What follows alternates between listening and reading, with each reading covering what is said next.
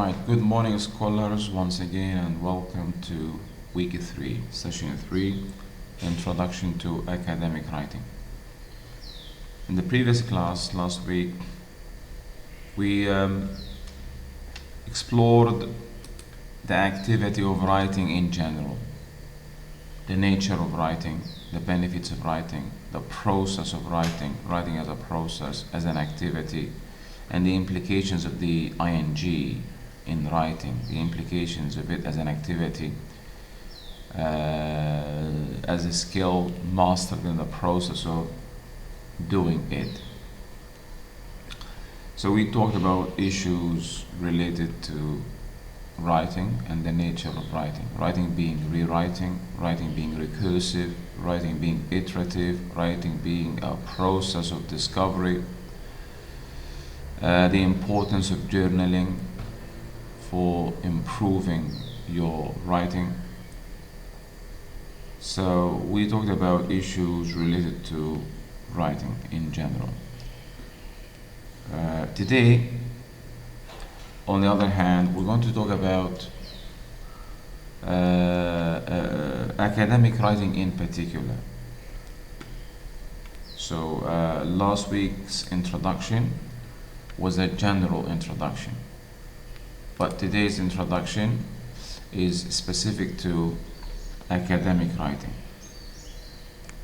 Can you hear me, class?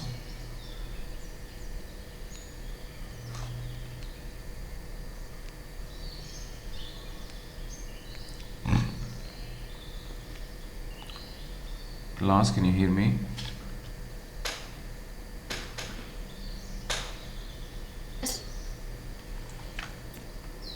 Am I experiencing network connection problems?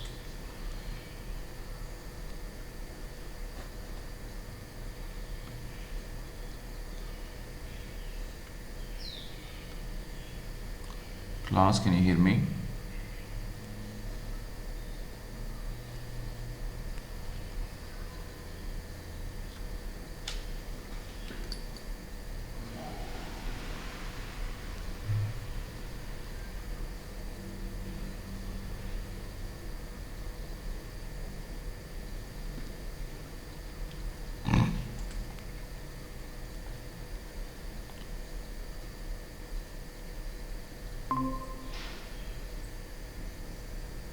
Hi class, I don't know if you could hear me.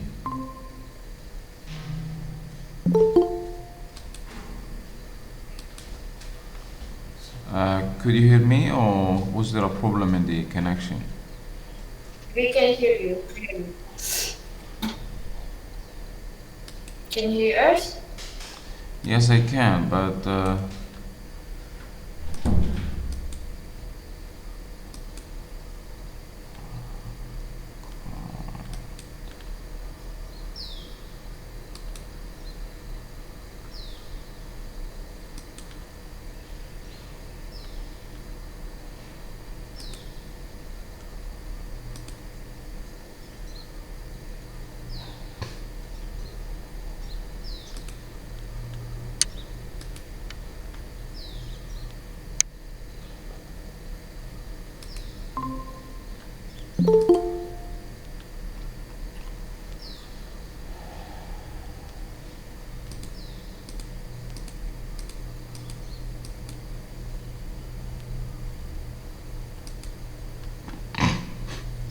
welcome back.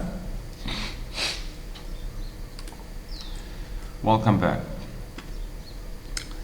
So let's proceed then today with the introduction to academic writing. This will be Unit 1 in our main textbook. Today we're going to have 5 or rather 6 presenters in this group. Darwina, Irene, Qurratu Aini, Thatsha, Kairosha, and Melinda, headed by or led by Darwina. So may I call upon them to share with us what they have planned?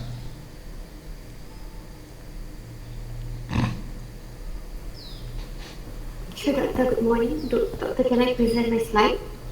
Good morning, Melinda. Morning, Doctor. Yes, you work as a team. Go ahead. Best of luck. Thank you. Introduction to academic writing. As I always stress, please go slowly. Repeat when is necessary.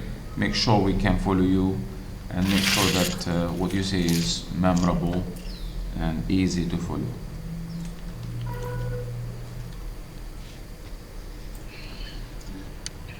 Okay. Good morning, Doctor. Before I start presenting, I'm very sorry I can't turn on my camera because if I turn on my camera and my internet connection keep on interrupting, so I'm very sorry.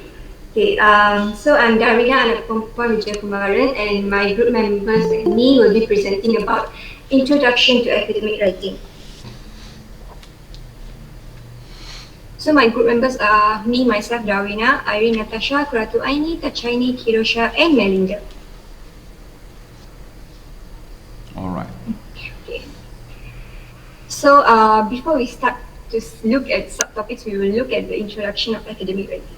So academic writing requires students to sharpen their research and writing skills while employing evaluating, organizing, as well analyzing skills. In an academic writing course, it is imperative to follow the instructions provided by a course instructor, as different instructors may have different expectations and requirements. Okay.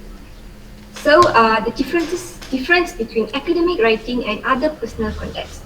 Academic writing differs from other personal contexts in the following ways. The first one will be academic writing is formal writing, where the writer adheres the specific punctuation and grammar rules. The writer must also adhere to the structure and the format of the given assignment. For example, an essay encompasses of 3 elements, which is introduction, body, and conclusion. Meanwhile, a report has 4 components, which is introduction, discussion, conclusion, and recommendation. The second one will be academic writing consists of the citation of published writers in the discipline to support the writer's claim and to show the writer's depth of understanding. The third one will be academic writing requires students to employ the university's preferred referencing systems or conventions. The fourth one, academic writing concentrates on abstract thoughts as students are expected to divulge into theories, concepts, and philosophies. The writer explains. Excuse me, what is divulge?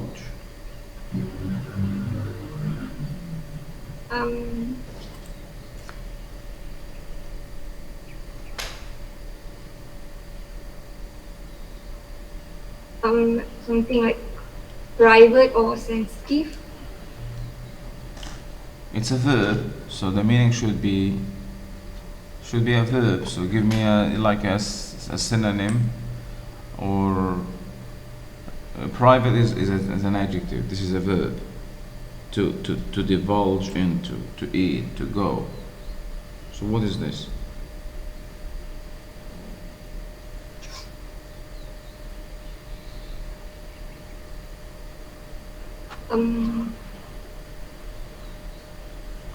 See, guys, please, I have stressed this a number of times. We don't need to rush. You have enough time. Make the presentation, easy to follow. Make sure we understand. The point is not just to rush through your slides.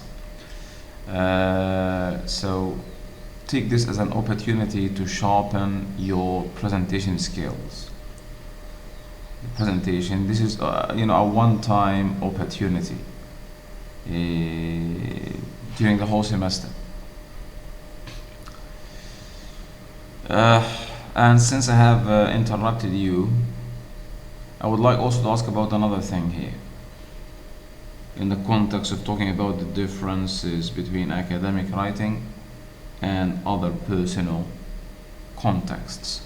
I would like to ask about the image, the visual in this slide. I can see 2 images. One, an ice cream that is tantalizing, Uh, you know what I mean by tantalizing ice cream? It makes me, it's, I mean, mouth watering. The other image or visual, I see a bevy of a beautiful ladies facing a beach. A bevy of a beautiful, here is the word bevy, a group, a bevy of a beautiful ladies. So I just wonder whether this has to do anything with the whether this has anything to do with the differences between academic writing and other personal contexts. In other words, what's the meaning, or what does this image, part of your slide, indicate or signify? For me, I cannot see a relation. For me, it's distracting. It takes my attention away from what you are trying to present. So, do you have any justification for the inclusion of this image? Because I understand that most texts nowadays are multimodal. City, do you know what I mean by multimodal? This means that texts incorporate more than one medium of communication. We use verbals like words, verbal signs, and we also use visuals, visual signs. So images are meant to communicate a message. So what's the message communicated by this, as I said, beautiful group of ladies? I am asking you, the presenters. Actually, there's no meaning actually. I just took it as a template. It's beautiful. The image is beautiful. And for a young man like me, a young man, Siti, do you doubt that I am a young man? For a young man like me, forget about my bald head. Don't be distracted by this. I can wear a song coat. Here's my song coat. For a young man like me, and Tharamandra can testify to this, it's very distracting. So please guys, I did say this in previous courses. Do not include images or visuals or any other type of sign unless they have a message that can corroborate and strengthen the message you are communicating. You can certainly use images and visuals, graphs, charts. They're part of visual communication. They're part of the process of communication. And those who are taking another course with me simultaneously this semester, multimedia, writing for multimedia and the web. So multimedia is a form of communication, we said in that class this week. It is a form of communication that combines a number of media, like verbals, visuals, video, sound. So it's perfect. It's to use visuals. They would enhance the message, but only when there is a relation, when they really enhance the message. Otherwise, they would be distracting. Especially images, because they capture our attention immediately. I would save this image. It's beautiful. I'll keep it in my personal, favorite photos. But in this context, it is distracting, as I said. So guys, I remind you once again, I may punish you in the future if you do that. I'm talking to everyone, because I did say this last semester. And since you are my students, you should remember this. Add only visuals that can enhance your presentation. Choose backgrounds that do not distract. You see, you don't see here elephants running or jumping or behind me, even the background. Choose a plain background also. you have a message to communicate. You should know what you see, always we say, in any writing course, when you write something, you have a purpose. You should have a purpose. Now you are writing these slides. You have a purpose to communicate. And that is introducing academic writing to us. Why did I mention purpose now? So whatever that can help achieve this purpose, by all means do it. But anything that can detract or distract or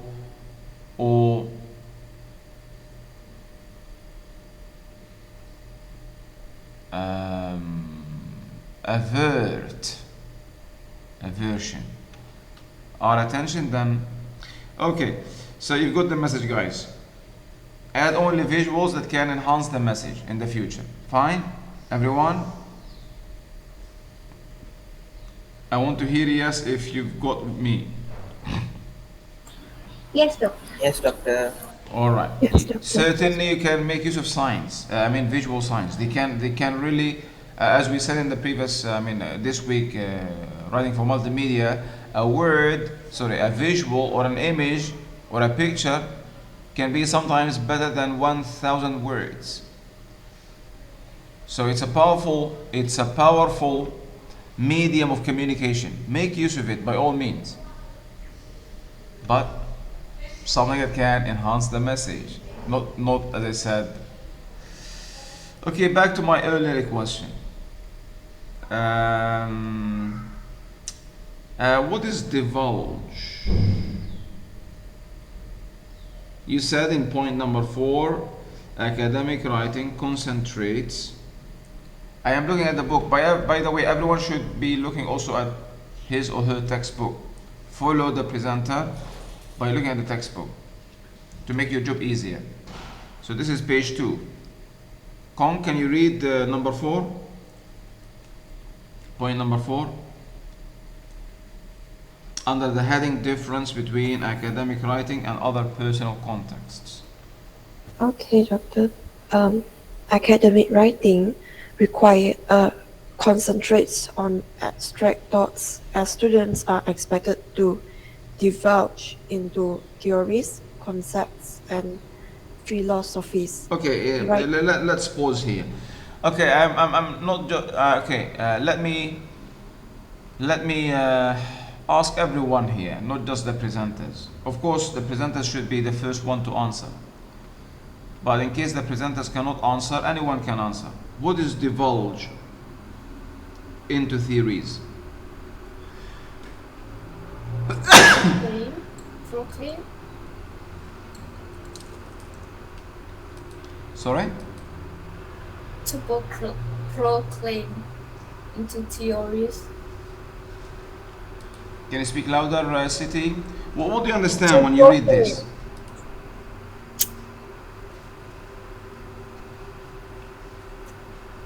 To proclaim.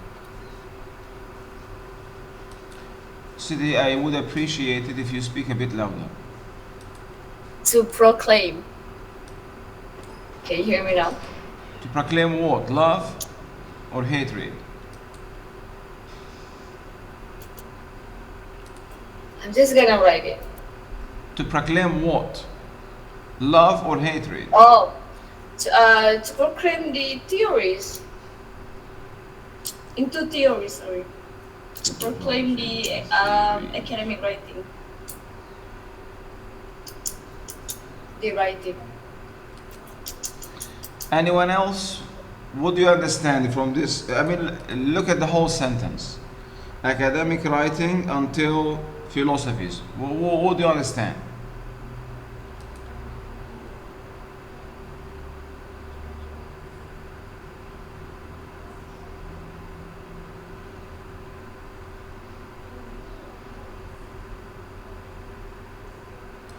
What does divulge mean? Can anyone use the word divulge in another sentence?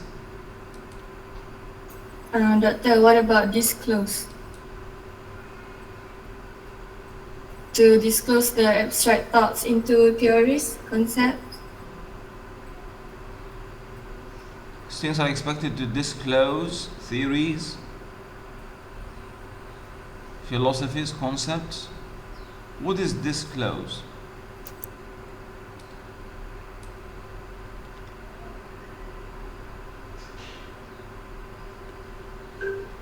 Doctor, maybe the academic writing, like, um, concentrate students to explore the writing into theories, concepts, and philosophies, like to explore. I want you to use another word. Complete. As the students are expected to what? As To the students know. are expected to. To know. To know. Okay, this makes sense. But not to proclaim, not to disclose. Okay, to know. So does this mean that to divulge is to know?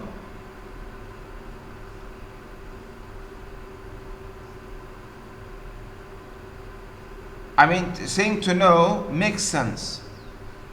As the students are expected to know, what about the preposition into? If we use know, do we keep the preposition or do we change it? Change it.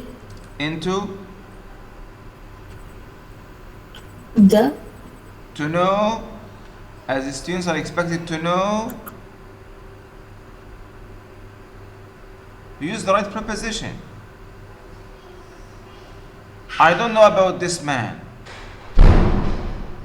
I know about him a lot. To know about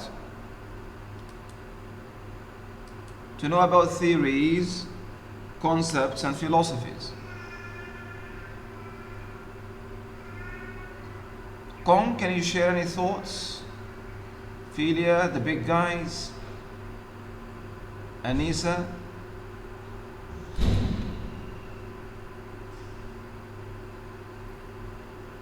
Doctor, how about changing divulge into dive into theories? Students are expected to dive into theories. What does dive into theories? By the way, Kong, theories, theory, the pronunciation. Theories. Theory. The vowel is like the vowel in here. Can you hear me? Here. Theory. Okay. So Kong is suggesting that we should use dive, and into goes with dive.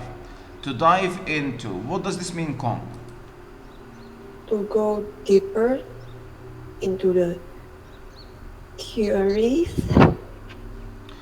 As the students are expected to go deeper, to know, not just to know, but to know deeply. Yeah. To dive into, like diving in the sea to look for pearls. When you dive into something, you go deep. You go beyond the surface.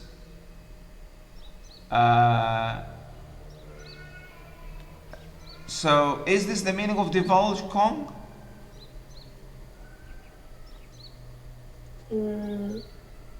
It seems like so.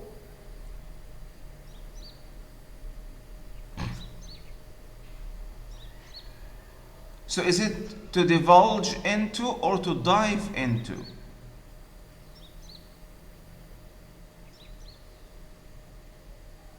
Could this be a typo? I think it's the same difference. Sorry? I think it's the same difference. The same difference. What's that? Yeah, same different. Like, it's the same different thing. I'm using oxymoron. This should be plain English. We are not in a literary class now. No one has answered me. Could this be a typo, a typographical mistake? No. Why not Kong? Because if you say no, then again, what is divulge? What does your dictionary say about divulge? Can anyone look it up now and tell us the meaning of divulge? What does your dictionary say about divulge? It says to make known of something private or sensitive issue. Info, sorry. Again? To make known of something private or sensitive. To make known something private or sensitive. Yes. Okay. Since are expected to make known. So if I take the meaning now and replace the word with the meaning, as the students are expected to know, what did you say? To know, what is it, private or sensitive?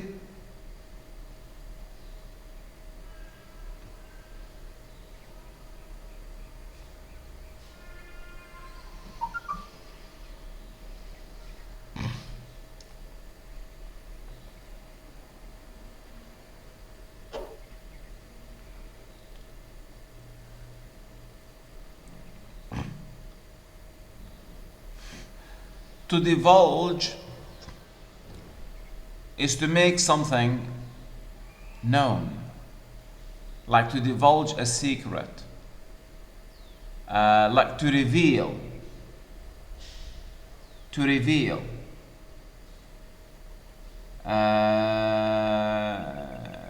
especially information that is not meant to be revealed.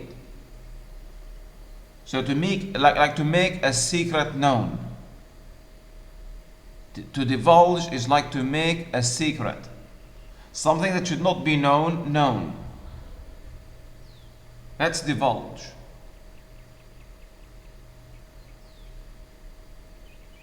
I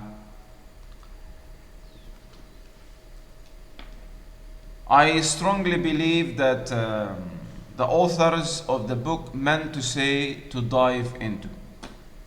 And this must be a mistake. Divulge has no meaning here. Divulge does not make sense here. Divulge is simply a typographical mistake. And if we see a second edition of this textbook in the future, most likely this will be changed in a second edition. And if one of you contacts the authors and divulge, now you can use divulge, and make this problem known, reveal this mistake. If the authors did not know about it before, they would thank you, but it's possible that they have already discovered this problem, whether by themselves or by readers, and they have, planned to, in a second edition, to amend it. So you could contact the authors, one of them, and bring this issue to their attention. But it's an obvious mistake, because when I initially read it, it didn't make sense. So obviously, as Kong thought, but she wasn't sure, the authors meant to say to dive into.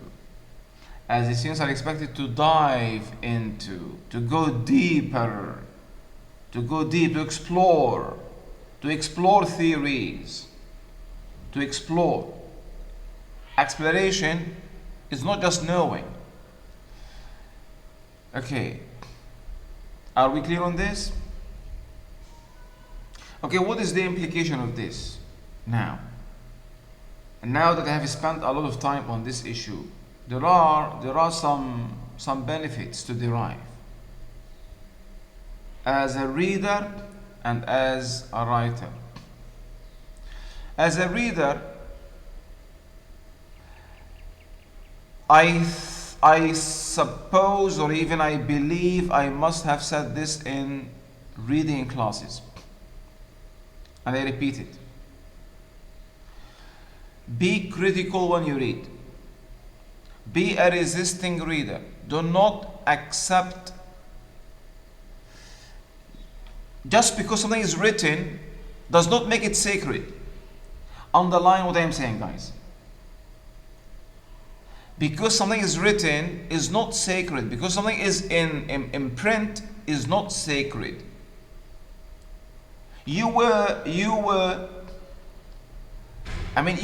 found it difficult.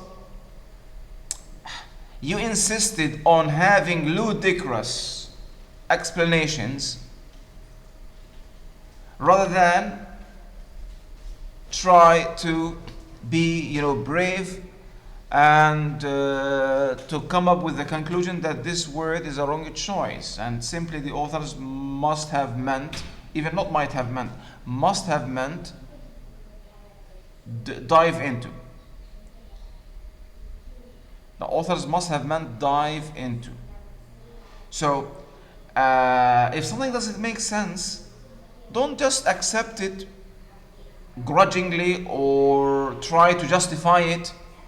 If it's wrong, it's wrong. Sidi, Kong, the class, if it's wrong, it's wrong. This doesn't make, we are not incriminating the authors here. This is could be oversight, a typo, but the thing is that the point is, because something is not written, because something is written or in print, does not mean that it is sacred, infallible. The book is written by human beings, not by God. We are all human beings. So if something, this is a simple issue. This is just a wrong choice. But sometimes there could be serious issues. Not about language, but about the manipulation. So do not be manipulated. Be a critical reader at every level. In order not to be manipulated, this is a simple issue. Though, if you misunderstand, if you stick to the meaning of divulge, you will not get the meaning, by the way, here. But there is no manipulation here. But in other contexts, language will be distorted knowingly. This mistake is done unknowingly, out of ignorance or oversight. But in other contexts, manipulation will be done, distorting language will be done knowingly, deliberately, consciously. This is unconscious. Beware, language is a powerful tool, manipulated by politicians and Machiavellians. And not just politicians, by greedy people, by those who are aware of the power of language. Whether those working in the media, in advertisements, in politics, language is power. Knowledge is power. Language is power. So this is one thing. Not to accept anything written just because it is being accepted. If it doesn't make sense, if there's a problem, if there are fallacies. Remember critical reading? The framework this was maybe a year ago, reading skills 1, the framework for analysis, argument analysis, objectivity, relevance, validity, completeness, credibility. This is one thing. The other thing is related to writing. So what I have just said is related to reading, being a critical reader. The other issue is related to the writing activity.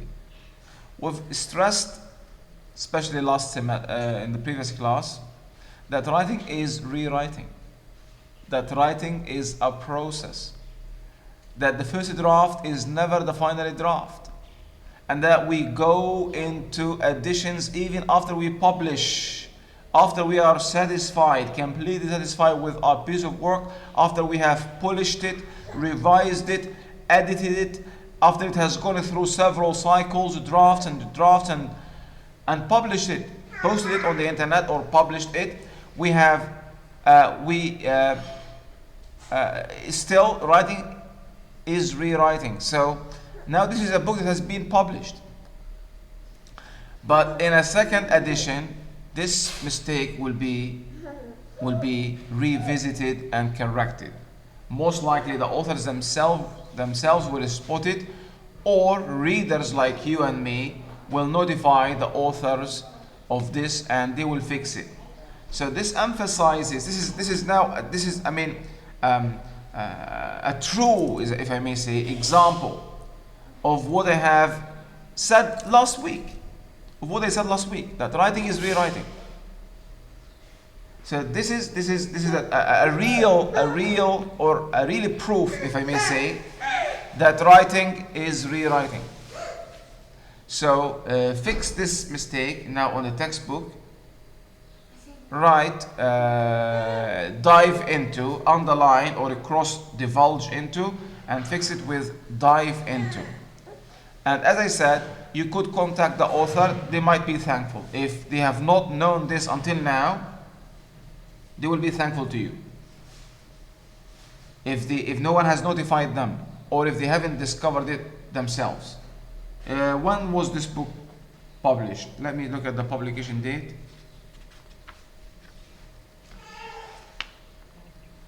(2016).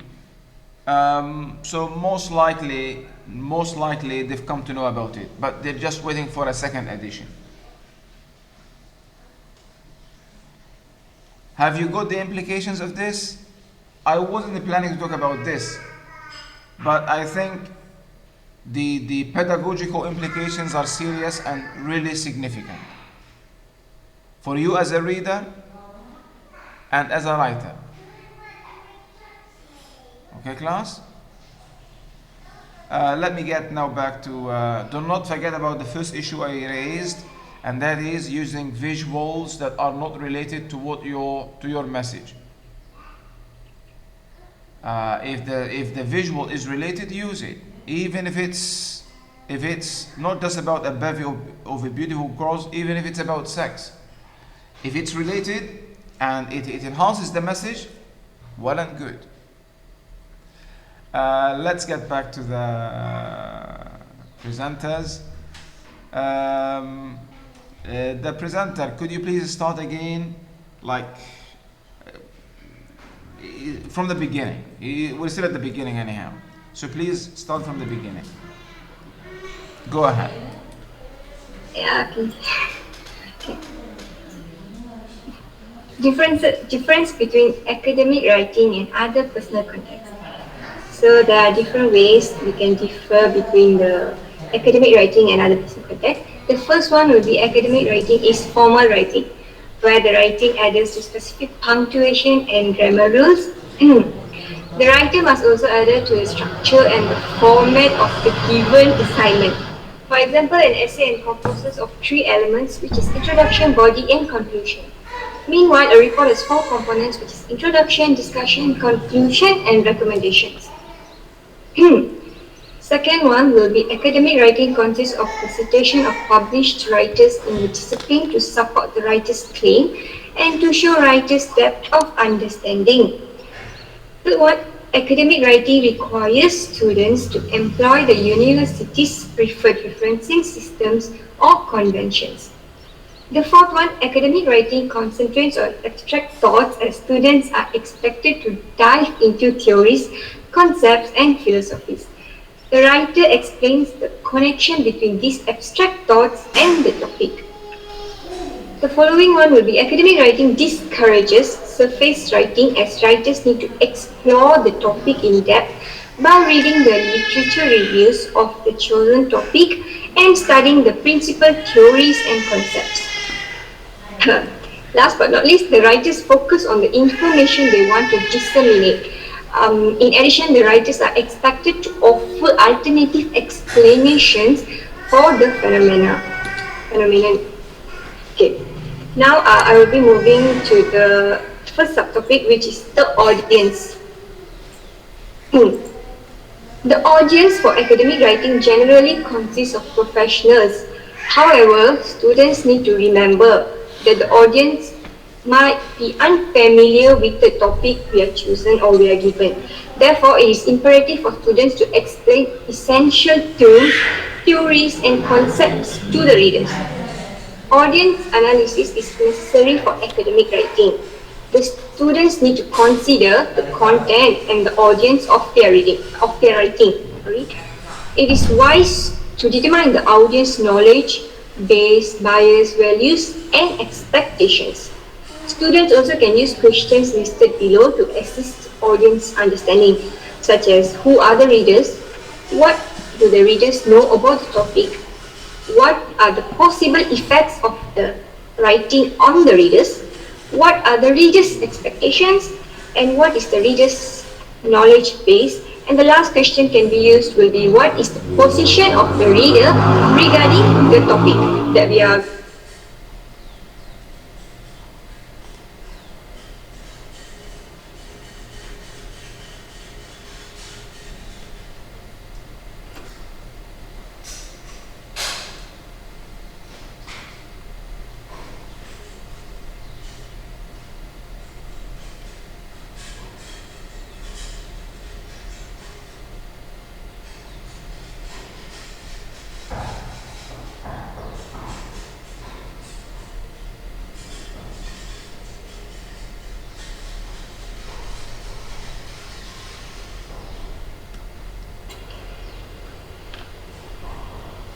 So other group members can present the 1.2.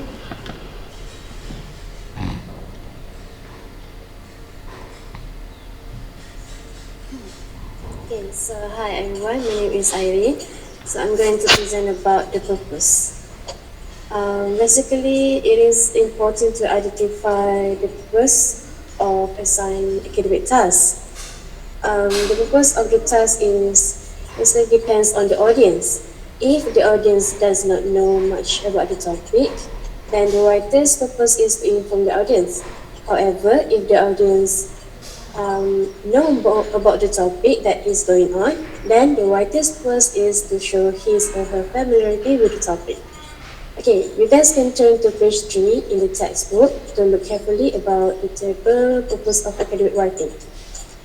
As I mentioned before, the purpose to inform is based on the situation if the writer knows more than the audience, and the purpose to show familiarity with the topic is based on the situation if the audience know more than the writer. The second case is like that between a student and a professor. So when the student, for example, submits a piece of work to a professor, it's really to show to the professor familiarity with the topic, that he or she has developed some kind of understanding. So it's unlikely that the student will come up with information unknown to the professor. So the purpose could be to inform if the writer knows more than the audience, like a professor to a student to inform, but to show familiarity with the topic, a student to a professor, to show that he has done enough search, she has done enough research, and that she now has some knowledge about this topic, to show familiarity, to inform. A rhetorical purpose. Okay, carry on, the presenter. Okay, thank you, Doctor. Next slide, please. Okay. Rhetorical purpose is when the writer employs rhetoric devices such as paradox, irony, anecdotes, rhetorical equations, sarcasm, oxymoron, allusion, syllogism, or aphorism to achieve the specific purpose of the writing. So the rhetorical purpose, a writer may have a rhetorical purpose. That is when they tend to achieve the specific purpose of writing using rhetorical devices, such as these and the ones we took last semester in reading for aesthetic purposes. To use rhetorical devices to achieve their purpose. Using rhetorical devices to achieve the purpose. To inform or persuade the reader by using rhetorical devices. So that's a rhetorical purpose. Okay, now I want to move to an important point that should be highlighted in the textbook. Academic writers. Next slide, please. Academic writers are advised to take a position against a topic. They need to build their argument through the analysis of their research on the chosen topic. So, in addition, they need to choose different sets of lenses they use in their argument, such as feminism, psychoanalytic, structuralism, post-colonial, and post-structuralism. Or an adherent to omnoism, for example, or the different political or ideological affiliations or schools of thought or sets of lenses they use in their argument. The first sentence here is important. Academic writers are advised to take a position against a topic. Whether this piece of work is an essay or a journal paper or whatever piece of discourse or treatise this might be. This might be a new word for you. You should take a position. Do not just parrot information, say what others say. You should have a position, an argument, a point, a message, and evidence. This is really the case in academic writing. You agree, you disagree, you have a point with which others may disagree, and here comes the role of your argument, your support, your evidence, the quality, the sufficiency, the objectivity, the completeness, the credibility, the logic.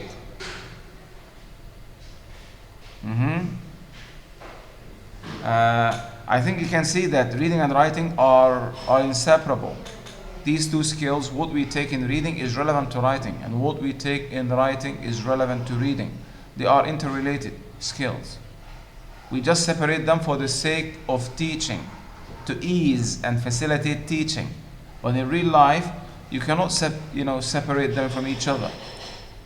To be a good reader, you need to be a good writer. And to be a good writer, you need to be a good reader. So to sharpen reading skills, write.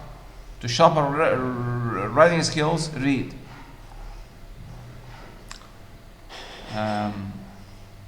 So you need always to take a stance or a position. A point and then support it. A position, a claim, a conclusion.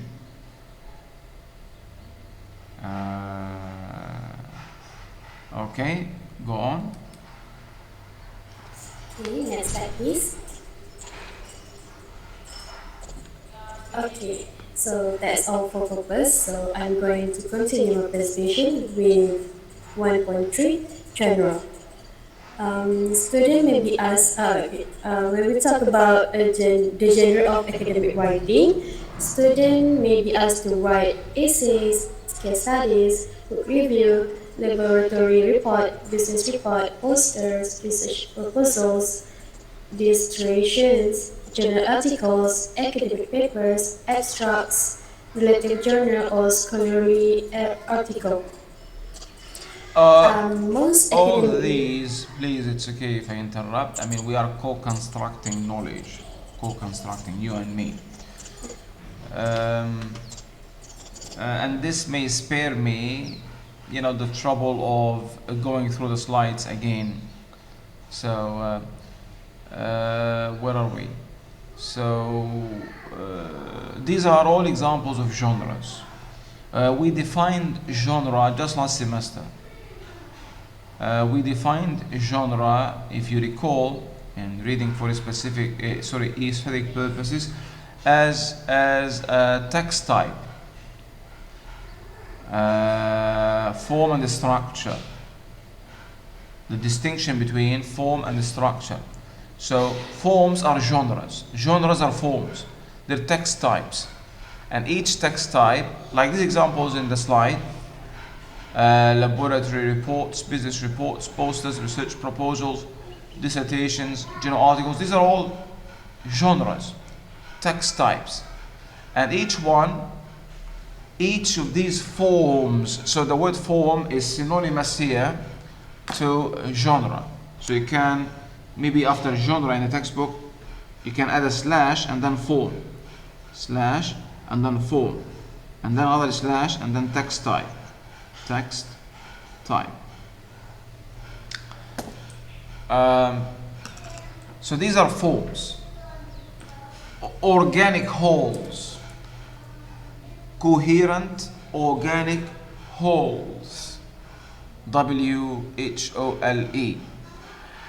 Each of these organic wholes or genres or forms has its own structure, its own beginning, its own end, its own structural elements. So when we see a sonnet, that's a form, that's a genre, a poetic genre, a poetic form. When we see an essay, that's a genre, that's a form. The form itself has a structure. So the structure of the essay is different from the structure of the email, different from the structure of the report, different from the structure of to use literary forms, the elegy, the pastoral, the sonnet, the ode, etc., etc. And so each genre, each form, in other words, has its own structural elements. Structure, form and structure. So I'm drawing on the previous course last semester. Each one has its own characteristics. So in academic writing we have different genres, just like in literary writing we have different genres.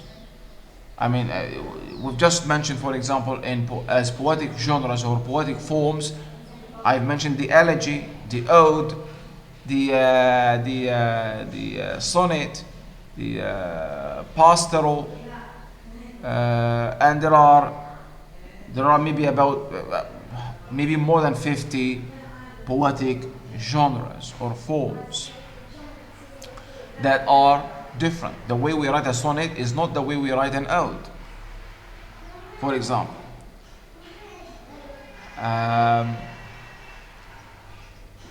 So the genres, and each one has its own structure.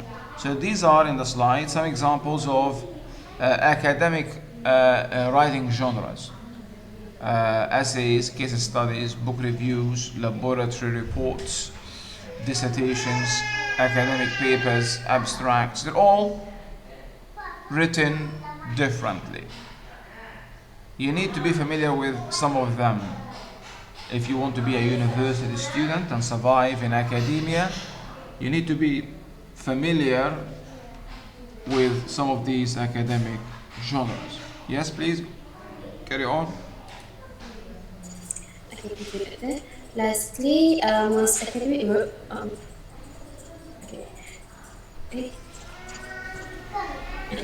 Lastly, most academic work will show critical thinking, intellect, persuasion, as well as analysis, synthesis, and lastly, evaluation.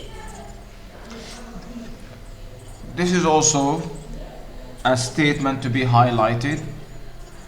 Academic writing, most academic work consists of a critical thinking, intellect, not hogwash, because you have a sophisticated, educated, informed audience. Whether this audience is your professor, or whether this audience the people in the same research or discourse community. So you are writing to an intelligent audience already. Academic writing, not meant for your grandmother and my grandfather. And so it should consist of a critical thinking, intellect, persuasion, as well as analysis, synthesis, and evaluation. And so your argument has to be sound and to be strong.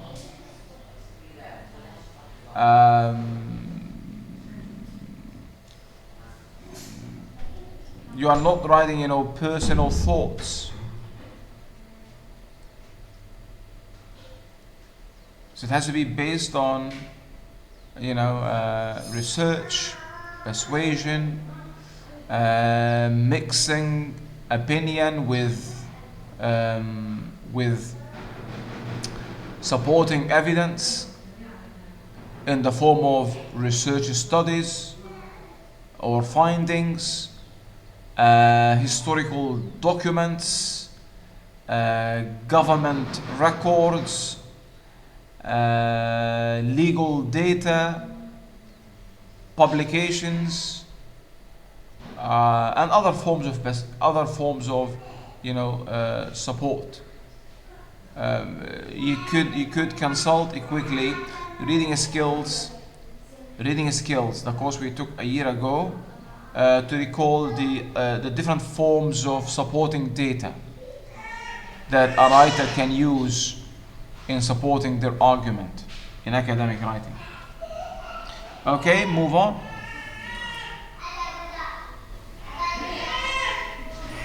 Okay, hi, I'm Dr. Taini. I will be presenting 1.4 academic tone. You should turn to page 4. Okay, as is written in the textbook, academic writing should be concise, objective, and formal. Next slide, please. Okay, as for concise tone, for example, use the first point relates to second. Oh my God, typo. Sorry. Secondly, finally, and then you should replace phrases with single words to avoid circumlocution. For example, instead of using at the moment in regard to in the event of, as well as with the exception of in the amount of, you should use now, about, if, and, except for. Next slide, please. Okay, for concise tone, again, you should omit unnecessary words. For example, the original version is lowering the rope down, measuring up the job, due to the fact that instead of that, you should use lowering the rope, measuring the job, because. Okay, next, you should avoid saying the same thing twice. For example, many illiterate adults who are unable to read combat depression because of the peer pressure. You should change it to many illiterate adults combat depression because of peer pressure, because illiterate means unable to read. It's basically the same thing. Okay, next please. Okay, next, objective tone. I suggest to treat gender equally.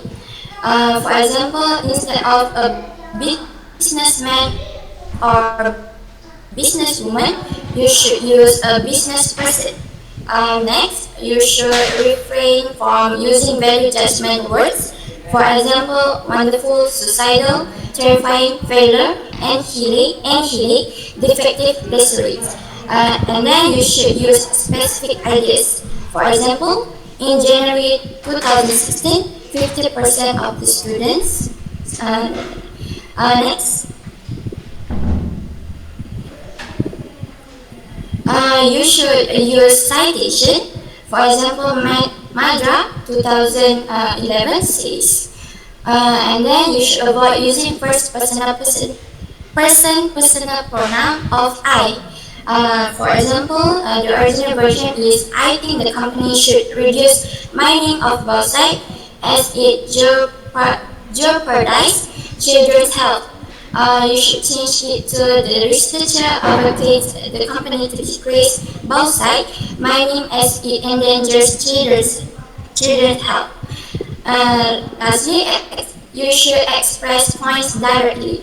For example, the group of science students set for their examination. You should use the science students set for their examinations. Next, please. Okay, the last tone in the textbook is formal. You should refrain from using contractions, exclamation marks, and slangs. For example, don't use don't, let, or rat.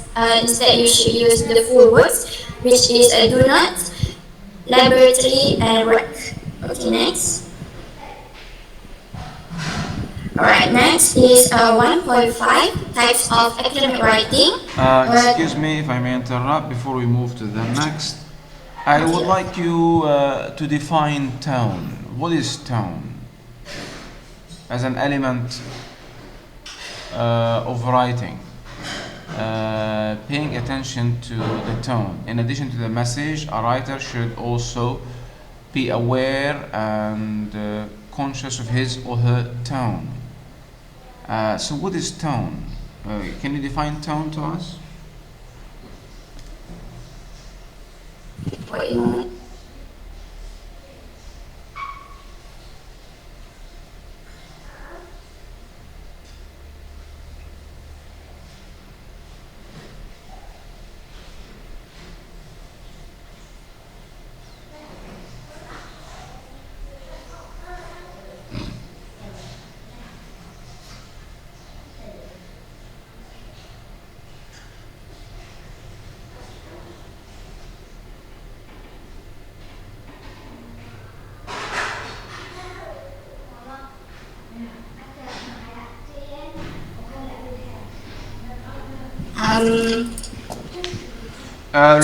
Remember guys that this exercise, this academic exercise, the presentation, has 20 marks. So if every time I ask you a question you don't answer it, this will affect your mark. So you need to prepare well. You have enough time in advance. You need to do your research. You are going, because this is also an academic exercise. The presentation is an academic exercise, and so you need to do it well. The main textbook is the book, but you can consult other sources, enhance your message, present it well. So, what is tone? Ya Fatima Arhamini. Okay, tone in writing refers to the writer's attitude toward the reader and the subject of the message in their writings. Again? Tone refers to the writer's attitude toward the readers and the subject of the message.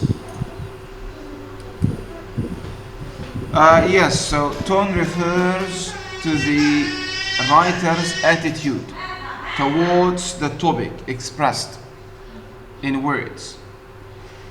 It's the attitude of the author at the time of writing. In other words, the tone refers to the author's, it refers to the language used to express his or her attitude towards a topic. Whether the language, the words and the syntax is objective or not, is formal or not, is concise or not, is serious or not, is sarcastic or not, is apologetic, critical, frustrated, disappointed, apologetic, condescending. There are over 200 tones. A writer writing for an academic audience should express his tone or her tone objectively, concisely, and formally. So the tone should be objective, should be concise, should be formal in academic writing. There are, as I said, over 200 tones, but the kind of tones you need to convey. The tone, as I said, is the feeling. Readers will have mood as a result of the tone, or the tone will result in the mood of the readers. The mood. The tone you choose will develop the reader's mood. The mood is how readers will feel, whether you are being subjective or objective, whether you are being opinionated or. So the tone is the words and the language that the authors use to express his feelings. So it's important that in academic writing you maintain an objective tone, a serious tone, a formal tone, and a concise tone. So this is what we mean by tone. Okay? Move on, please. Okay, next is 1.5 types of academic writing, page 6. I believe there's many types of academic writing, and in the textbook there is 14. Next slide, please. The first type of academic writing is academic essays. Academic essays require understanding of the course, depth of research on the chosen topic, analytical selection and comments of materials being used in the essays, and good writing skills in conveying the ideas to the audience. The topics are either chosen or given to the students. The length of the essays is between 1,000 and 5,000 words. Next is reports. Reports identifies and examines issues, events, or findings in organizations or studies.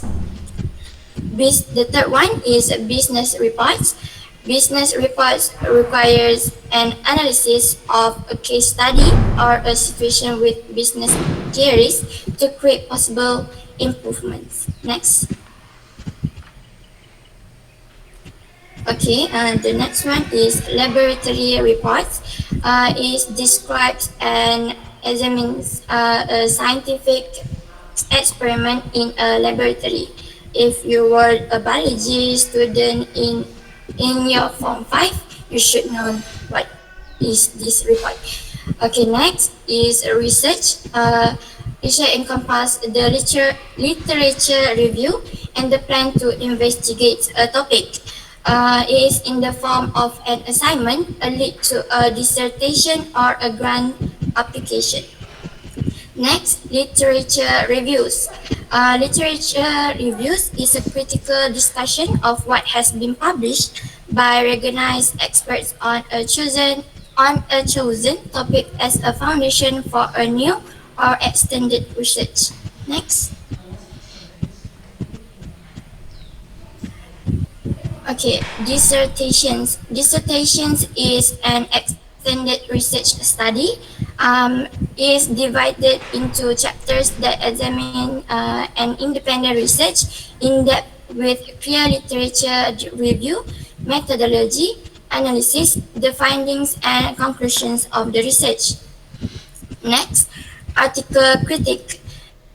Article critique is an essay that examines the writer's ideas critically and consists of both positive and negative points. Next, reflective writing, for example, journals, diary entries, portfolios, narrative reflections, or blogs. It requires the writers to reflect on their experiences by connecting the experiences with the theories, concepts related to the course. Next, book reviews. Book reviews summarize the contents of a book. It is a critical of the quality and the contribution of a book. Next, annotate by by bibliographies. It's a list of citations of the sources, which each citation has a critical summary of about 150 words written in a paragraph. Next is abstracts. Is a summary of a larger piece of work, such as a research paper, dissertation review, literature review, and conference paper of condensed statement of the contents of a paper. It may include the background, scope, purpose, and findings. If you research when you do your assignment, you should find the abstract. Excuse me. Next, conference papers is an article written for the purpose of being accepted to a conference to introduce your idea to the research community. And lastly is research article.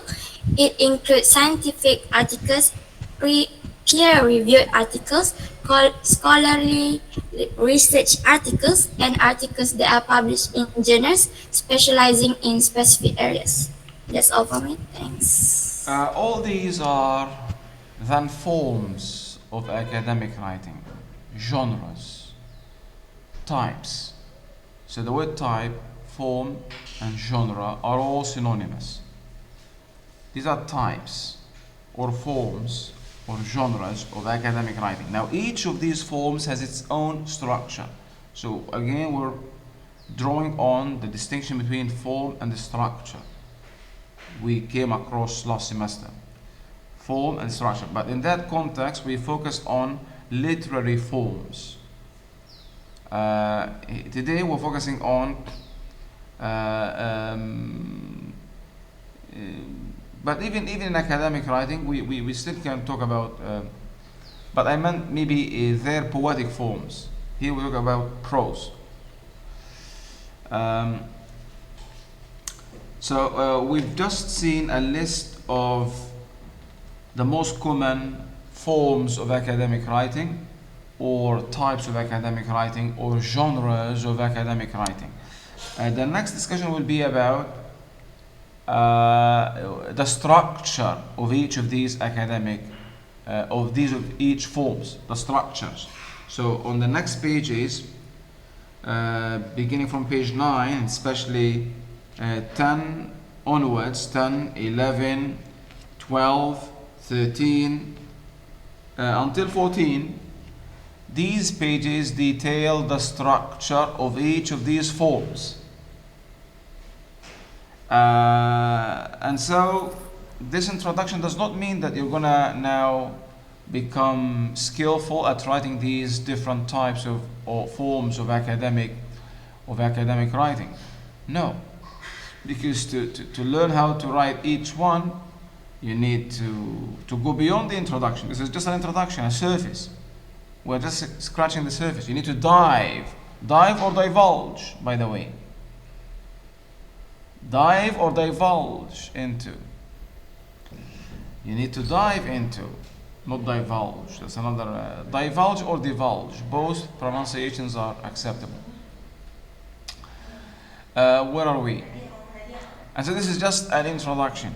But if you want to learn how to write any of these forms, then you need to go beyond the introduction. For example, if you want to know the structure of a research proposal, okay, simply here, what is the research proposal? On which page?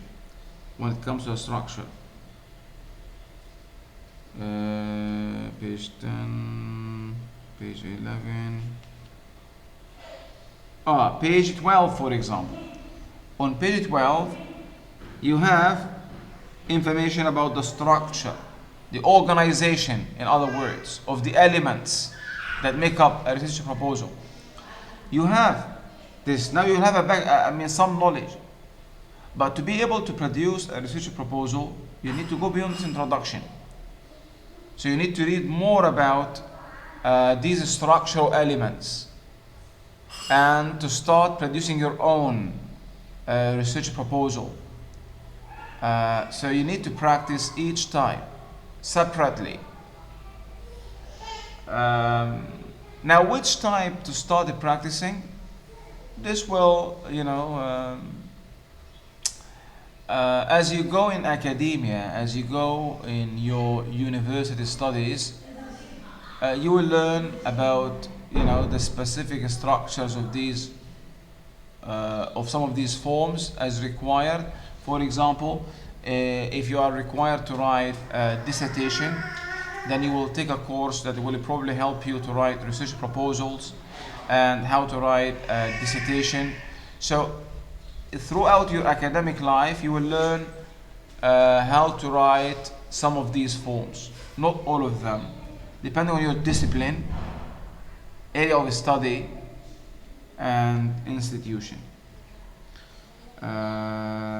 So this is like an overview, this introduction, an overview. But each structure or each form has to be studied separately. In other words, class, are you with me? In other words, for example, let me again go to the example I have used, and that is writing research proposals. You will have complete books telling you how to write a research proposal. Now it's only a page. On page 12, it's only a page, structure of research proposal. But you will find textbooks, a whole textbook about how to write a research proposal. Writing a dissertation, the structure of dissertation, thesis on page 13. It's only less than a page.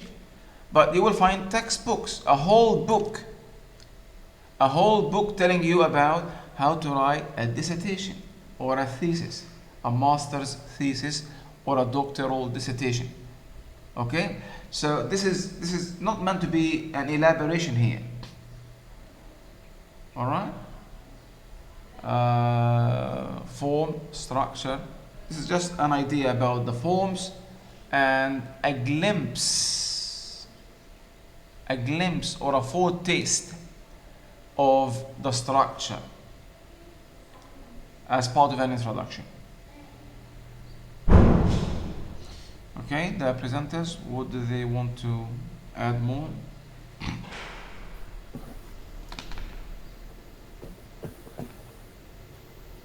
Okay, my name is Melinda and I'll be presenting the next two subtopics. So the first one is academic writing structure. So structure is an important feature of academic writing. A well-structured text enables the readers to follow the arguments and navigate the text. In academic writing, a clear structure and a logical flow are imperative to a cohesive text. So structure often derives from the genre of the writing. So in some ways... Sorry for the interruption. So structure here, the organization. How this form is organized, how the elements, what are the elements that make it up, and how are they organized in terms of introduction, the sequence of the elements, the conclusion, the middle, the beginning. Okay? You may after the class or whenever you want, you may go to reading for aesthetic purposes. I can't remember which chapter now, but the earlier chapters, maybe chapter 2 or 3, there is a distinction between form and structure. Look at it. All these courses are interrelated. They are meant at the end to help you get a diploma in English. And some of these courses are also useful for a degree later on. So you may want to go back. So structure here refers to the organization the sequencing of the elements that make up this form or that form. Organization. Yes, Melinda? Okay. In some ways, you can think of academic writing as being like a house. Okay, so let's say if you're building a house, you will not start building it. You will actually plan it very carefully first. So for academic writing, you need to plan. Without careful planning, it will not have a clear structure.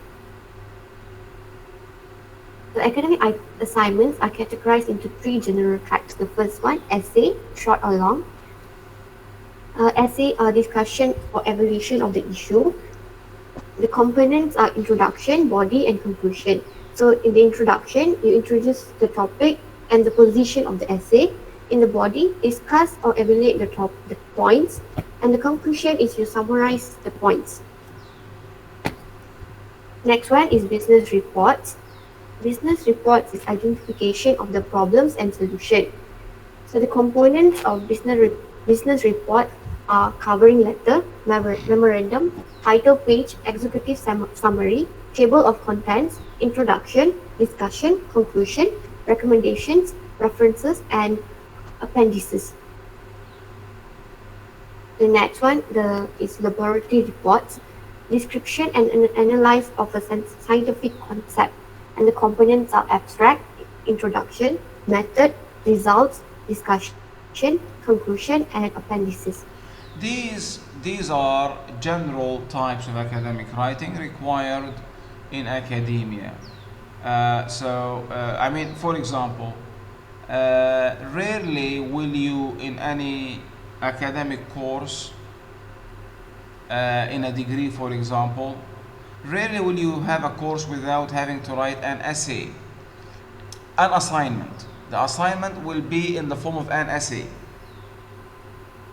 The assignment that the professor will give you a topic,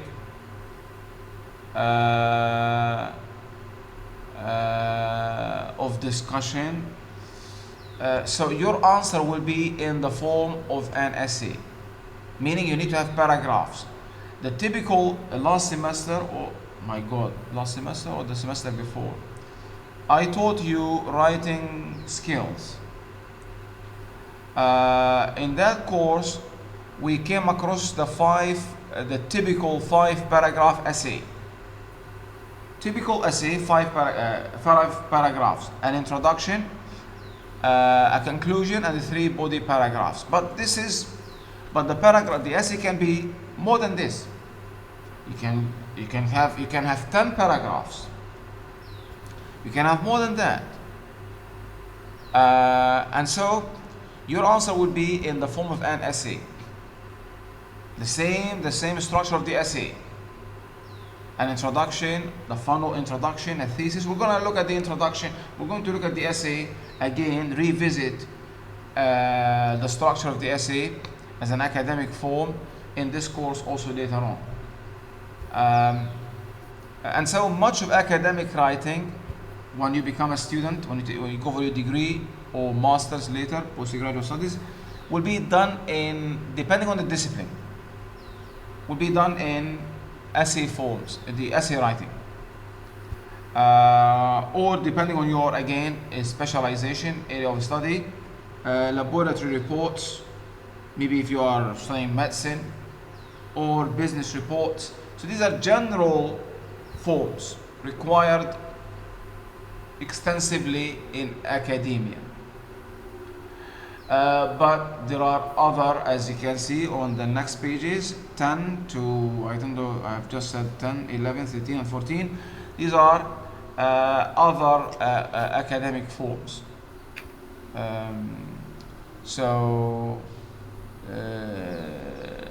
When it comes to essay writing, it's inescapable. If you want to go for a degree, then you must learn how to write essays. But for the other genres or forms on the other pages, and even including the general ones, business reports and laboratory reports, you're not gonna need all of these academic forms, writing forms. Again, it depends on your discipline and the kinds of assignments you'll be asked to do. the structure of your program, the degree program or the master's program. So you won't need all of these.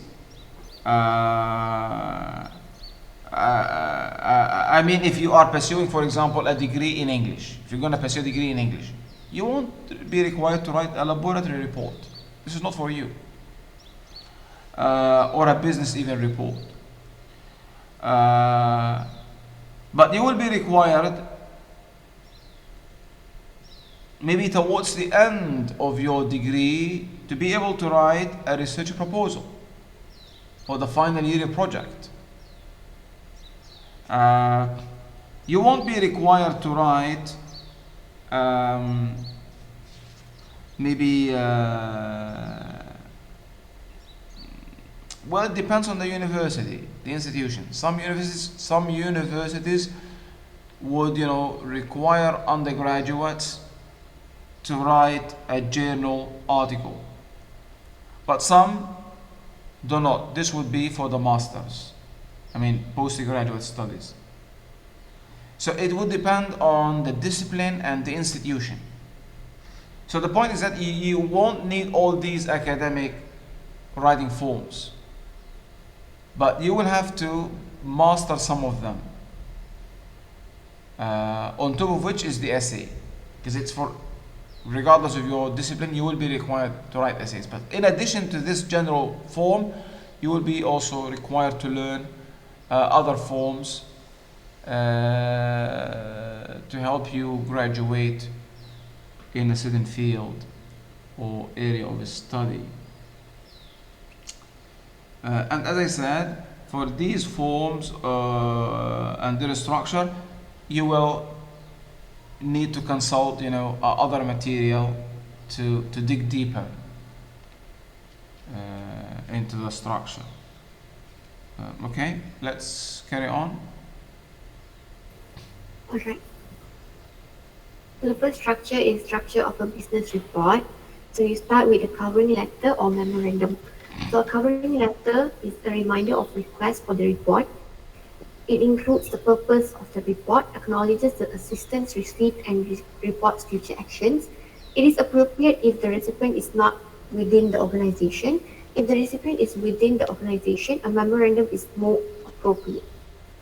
Next, the title page. Title page is a short description of the project. Excuse me, sorry for the interruption. I don't know, I think maybe this can be read on your own, guys. The structure of each type of each type or form or genre of academic writing. You have them on pages 10, 11 and the next. So do please, just part of an introduction, do take a look at them. But remember that if when you're asked to produce any of these forms of academic writing, you need to read more about the specific type or form, be it a literature review, be it a journal article, be it a research proposal, a conference paper, a dissertation. You need to read more about this, and you will be taught in other courses about this also. So you can read, as I said, for the purpose of this introduction, you can take a look at these, the structure of these forms on your own at home. Or maybe you can select some now. Let's, for example, take a look at the structure of a literature review. Do you know what a literature review is? Okay, can you go back to the form first? Let's look at the form before we look at the structure. Go back to the form, the type. The form on pages 6 and 7. Where is a literature review? Melinda or the presenter, can you read the definition of a literature review, the form? Sure. Literature review, a critical discussion on what has been published by recognized experts on a chosen topic as a foundation for new or extended research. So when you're asked to write a dissertation, or when you want to go for your master's or PhD, you will have to produce a thesis or a dissertation. So part of the thesis, or even if you're asked to write a research paper, a journal article, you need to consult what is we call in academia literature. That is the previous works. Because when you want to write about something, it doesn't mean that you are the first one to write about it. There are hundreds, if not thousands, of people who wrote about this before. So you need to show knowledge, critical knowledge of what has been written before. And to show a gap that has not been addressed. And this will be your research, your contribution. Because if what you are not, you're not going to reinvent the wheel. You're not going, are you familiar with this saying? Reinventing the wheel? That is producing something that has already been produced. No point. You need to produce something original, new. That would be your significant contribution to the field, to knowledge, to academia, to development. And so, to know a gap that has not been addressed in knowledge, you need to read what has been written about this. And so your reading has to be critical also. Your readings of your previous studies, your review has to be critical to show the strong sides and the weak sides of these studies also. A literature review is a critical discussion of what has been published by recognized experts in the field, by the discourse community, not by your grandmother and my grandfather, by recognized experts. The discourse community, the discourse community, the discourse community. Discourse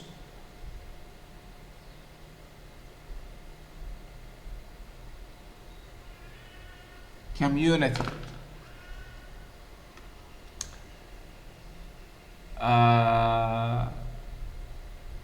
As a foundation for a new or extended research. So this is a definition of the literature review. Now go to the structure and let's know more about the structure now of the literature review. Melinda?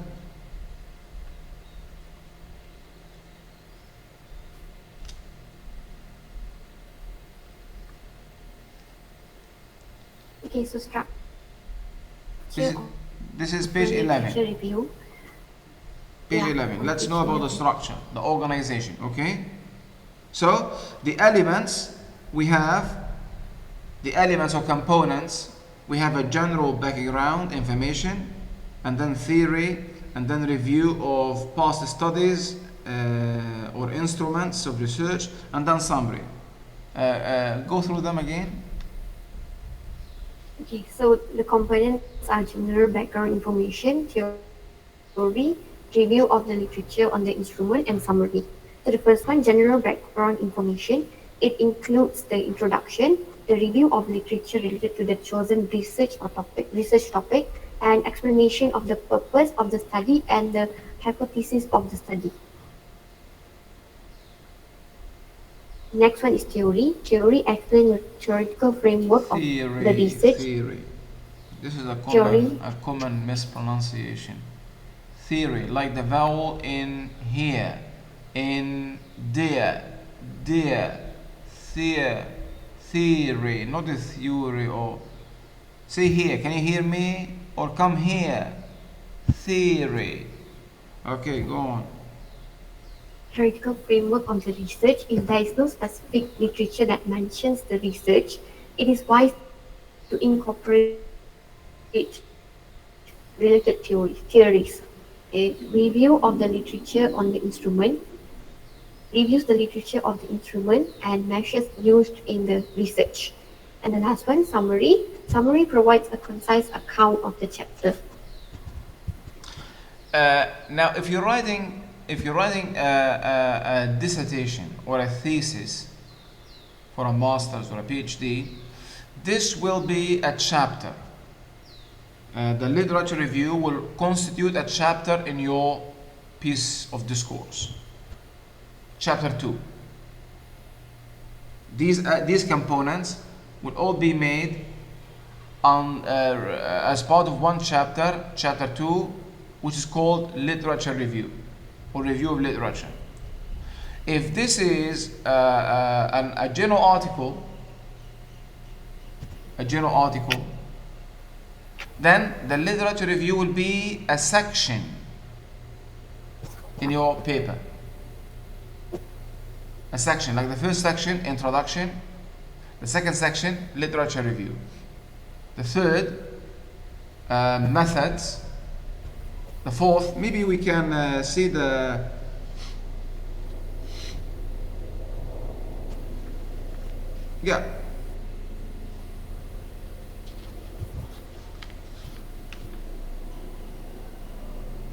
So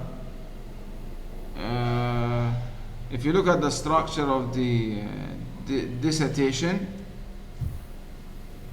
the literature review will be a chapter on its own. But in a research paper, a journal article, it's going to be a section rather than a chapter, because the thesis is divided into chapters. The journal article is divided into sections.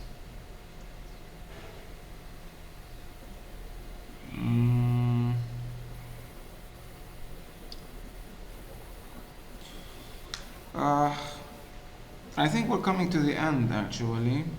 Go on, Melinda, but now you can skip the the structure, the components of these forms. As I said, you can, guys, look at them on your own as part of this introduction.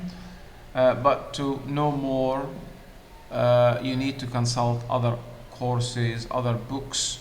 That, as I said, a whole book might be about one of these. The whole book is about business reports. A whole book about research proposals, how to write. A whole book about writing your thesis. A whole book about writing journal articles.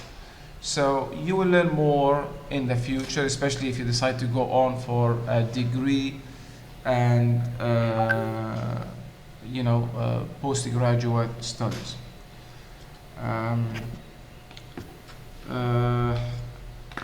So maybe now we can proceed to the last section, and that is referencing. Okay, so the last subtopic is referencing. So most academic work relies on the work of others. Acknowledging sources clearly and correctly is an important part of academic communication.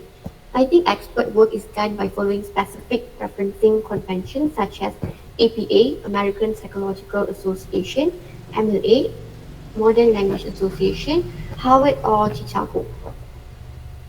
So citing and referencing requirements apply to any form of scholarly communication, including academic books, newspaper articles, reports, literature reviews, and articles. That's all. So referencing will be discussed in chapter 4 furthermore. Okay, so that's all from us, and now we will be playing Kahoot. Kahoot will be presented by Tacha. Thank you.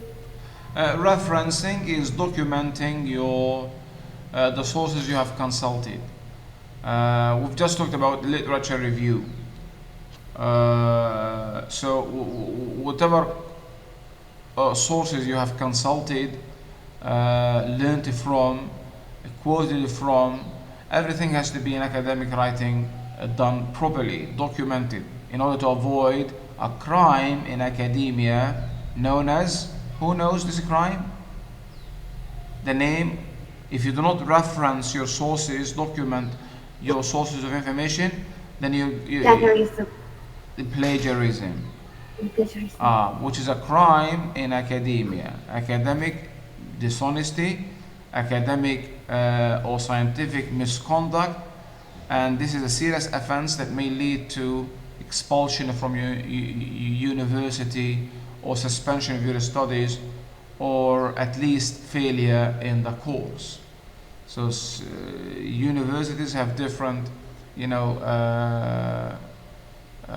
rules or laws or codes of ethics concerning, the punishment for, or the penalty for, plagiarism.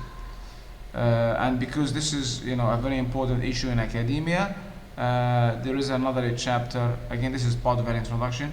There is a chapter about referencing, using any of the established style manuals such as the APA or the MLA or the Chicago manual, etc., etc. Nothing is difficult. The thing is that just academic writing requires patience, requires diligence, requires hard work, application. It is not a matter of difficulty. It's a matter of spending enough effort, spending enough, hard work, application, perseverance. So everything can be done, provided that you have, the right time, combination of, effort, application, hard work, perseverance, and persistence, etc., etc. Okay, let's go on, and since I don't know, shall we have a break or carry on, guys? If you're willing to go on, we can go on. Okay, let's at least take the Kahoot, and then we decide whether to take a short break or not. Okay, Doctor. Okay, we'll be presenting the Kahoot now. Yes, please.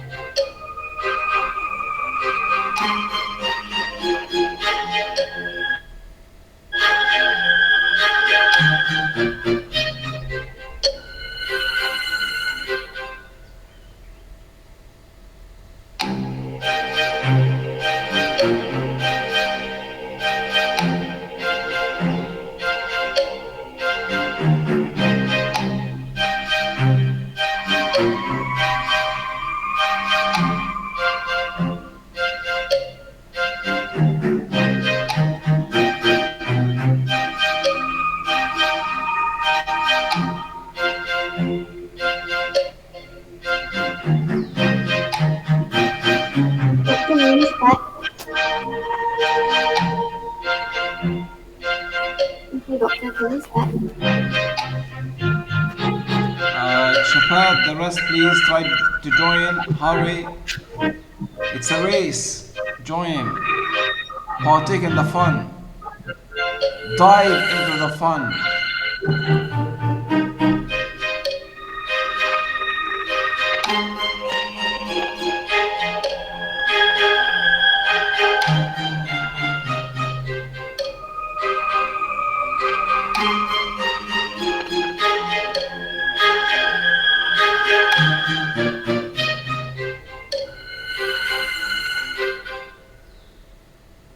All right, please go ahead.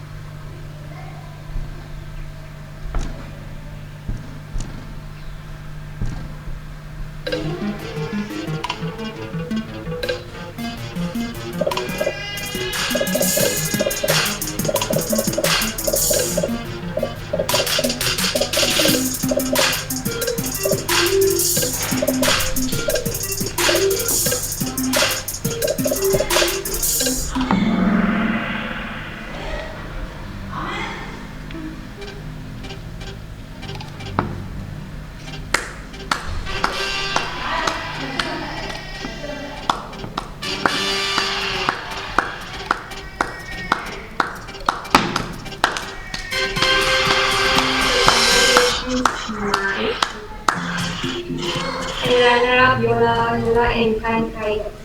Who is this So mine? yeah, that's all for. Who is that mine? Reveal your identity. The doctor. Who is mine? Patihatul. Yeah. Congratulations. Thank you. So who is mine? That's all from us. Thank you. Is this mine? It's Fatihatul, Doctor. Fatihatu. MashaAllah. MashaAllah. Congrats, Fatiha. Alright, then we're now going to take a 20-minute break for coffee and then come back for a couple of videos. The class is almost over. I will just send you my slides. I might go through them briefly, 5 minutes, because everything has been mentioned or discussed. So I will WhatsApp you the slides and I might run you through them quickly, really quickly, a few minutes, and then watch a couple of videos, but this is going to be after the break. So let's go for a 20-minute break. Fine? It's 10:08 now, so we shall be back at 10:30. Okay, class? Okay, doctor, thank you. Go and enjoy a coffee break.